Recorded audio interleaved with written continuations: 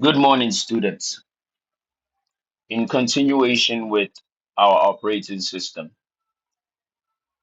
we will be looking at process and process management.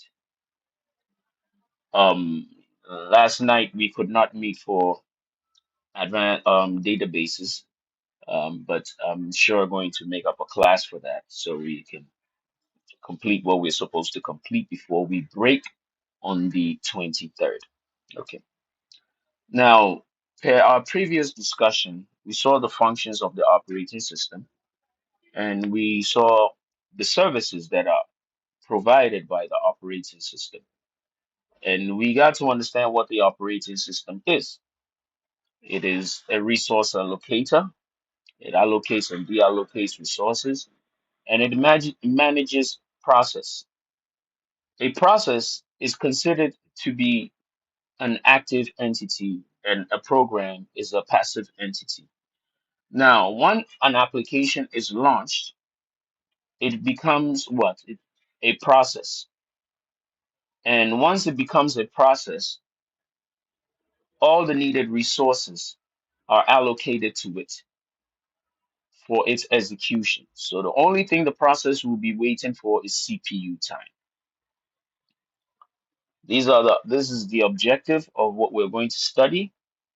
Introduce the notion of a process, which forms the basis of all computation. And as discussed in previous lecture, a program is a passive entity while a process is an active entity. In a process has five life cycles, five states. In the process life cycle, there are five states, and we are going to take a look at all of that. In textbooks, when you read, you will come across terms like job, process, program. They're used interchangeably. Okay, they're used interchangeably.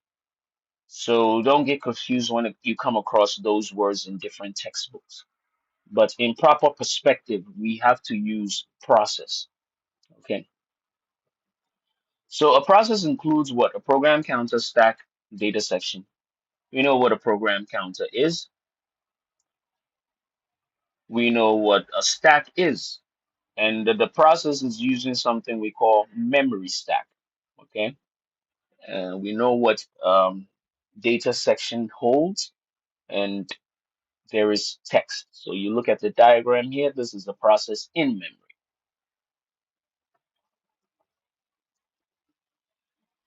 Now, the states of a process, as I stated, there are five states of a process. So in the process life cycle, a process can go through five states. First state is new, and that is when the process is created. And how is the process created?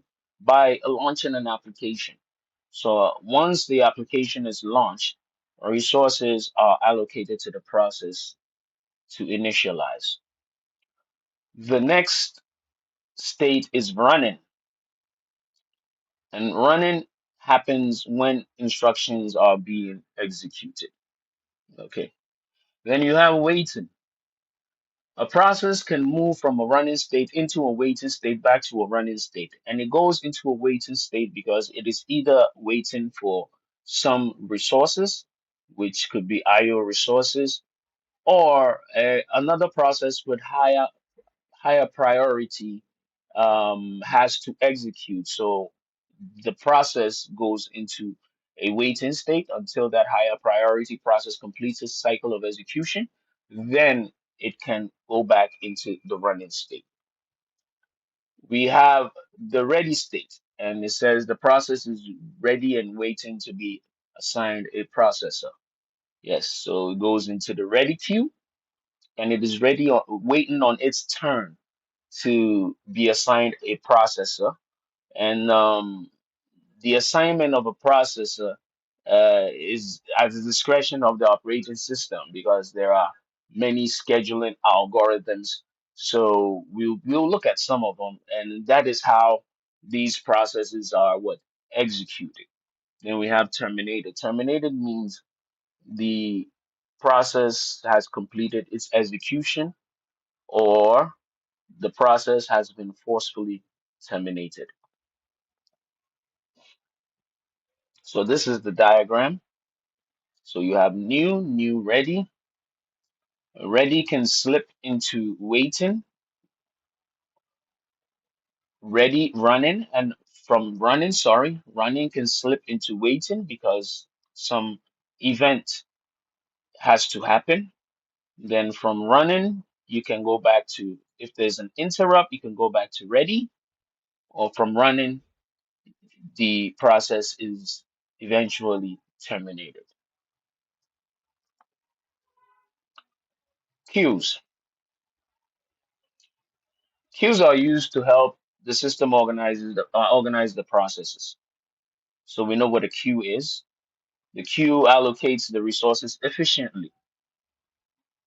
So we have the job queue, we have the ready queue, we have the IO queue, which is the device queue, and we have the wait queue and the suspended queue.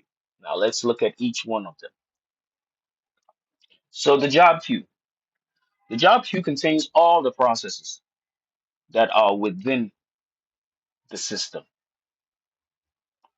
So it means that in this job queue, once the application is launched and it becomes a process, it goes into the job queue. So it represents a collection of all processes that have been loaded into the system. That is job queue. Then you have the ready queue. And the ready queue holds all the processes in the system that are in the ready state. So we looked at the life cycle and we saw the ready state. So they are ready to be executed, okay? But they're just waiting for what? The CPU. So once the process from the job queue, it is moved into the ready queue and it is waiting to get its time with the CPU for execution. Then you have the device queue or the IO queue. And you see, when a process requests for IO resources, it is placed into the device queue because we know that a process is in the ready queue. So when it gets to its turn, it gets the CPU. But whilst it is running, it might need some resources. So because it might need the resources, the state of the process is saved.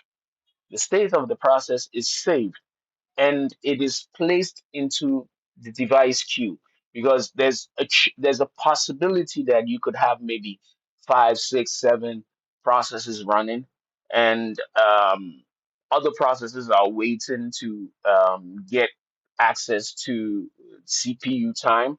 So you cannot put a process in a wait state whilst the CPU sits idle.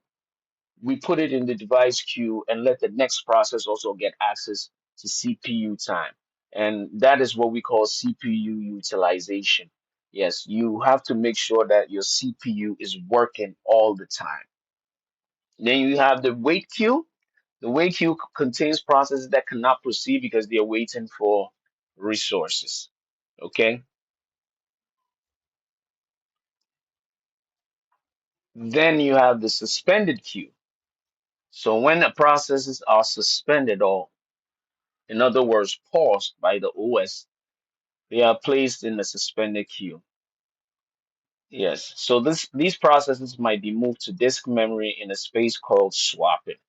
Suspended processes can later be resumed and returned to the ready queue. So this is the recap of the queues. All processes in the system, the job queue, the processes that are waiting for CPU time are in the ready queue. The processes that are waiting for IO resources are in the device queue. And the processes that are waiting for some event or resources are in the wait queue. And the suspended queue are processes that have been suspended or paused.